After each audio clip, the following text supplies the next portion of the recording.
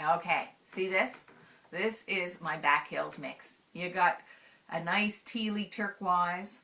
This is going to be a little tiny bit of this maybe at the beginning of the hill. And then you got some navy and some dark greens. And I just love this mix. Every once in a while I pick up my wool and I bring it to my face and smell it because it always smells so natural and so clean and lovely. So what I'm going to do here is I'm going to show you, we just have a little back hill here.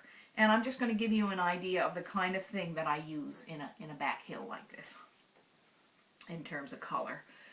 I'll take a navy and a dark green heather, maybe a dark green yarn, and then I'll put something odd in, like a little fleck of this, like a tweed, and then I'm going to put this tealy in here because I think that will be really nice. And I've got some blue. Blue really is good in a back hill. So I'm just going to pull that in there.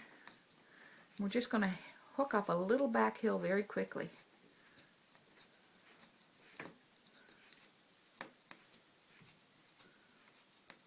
Okay. I'm going to put a little bit of this fleece right at the root, at the base of the hill. And you can see I'm not using very much of it, and it's almost getting lost.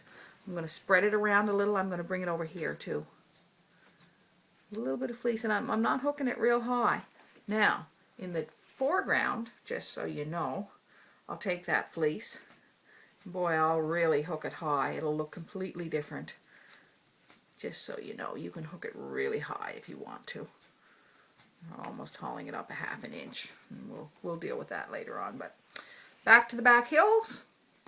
I'm getting that turquoise and brown mix in there, and I'm moving it around. Again, you can see there's no rhyme or reason to the motion, and that's freestyle hooking. I mean, you're not trying to follow a line or a pattern all the time.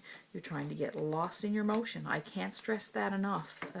And now I have a little bit of this left, but I'm going to snip it because I think that's enough of that color for right there. I'm going to take this navy and black and blue and green plaid that I think we also used in the night sky in another mat, and I'm going to hook that in here. A bit of black or a bit of navy, a bit of blue really gives you some depth when you're using back hills, and that's something that color can do. Color doesn't only add feeling, but it can add depth. It can make something feel far away or up close, you know. I'm going to bring that around. I'm going to use lots of that in there. I'm going to use 3 nice big strips, and it's cut wide and it's hand cut. So see how raggy it is. It is a rag. A rag. I hook with rags. Rags are good. Wool rags.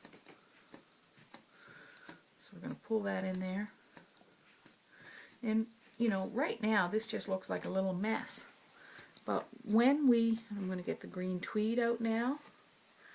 When we actually finish this rug and bind it and clip it and press it and put it on a wall, you're going to see all of a sudden it's like the picture magically appears. And there's that tweed we talked about. I'm going to put that in over here, close to that wool that we did in an earlier video that had a nice sheen to it.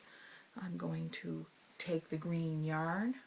This is shaping up really, really nicely, even though, and I know that from experience. So the more rugs that you hook, and the more that you finish, and that you hang on the wall, or put on the floor, or whatever, but that you complete and put in a place where you can see them, the more that you will learn. So I'm going to clip that because I don't want to carry it underneath, and I'm just going to go over here and use up the rest of it. So I would say to you, rather than, you know, rather than focus on if you want to learn, rather than focus on one really large project over a winter, some year, or maybe it could be a challenge for this course, try three or five small pieces over 3 or 5 small pieces like this, you know, just like this, and do them over a series of weeks or months, like do a small piece a week and try to learn quite a bit from each one and finish it and finish the edges of it. That's important. And bind it and press it and clip it and put it somewhere where you can see it and enjoy it. And do that with 3, 5, 7, 10 pieces, even better. And you'll see how much you'll learn from that process. Anyway, thanks for watching. Here's the back heels.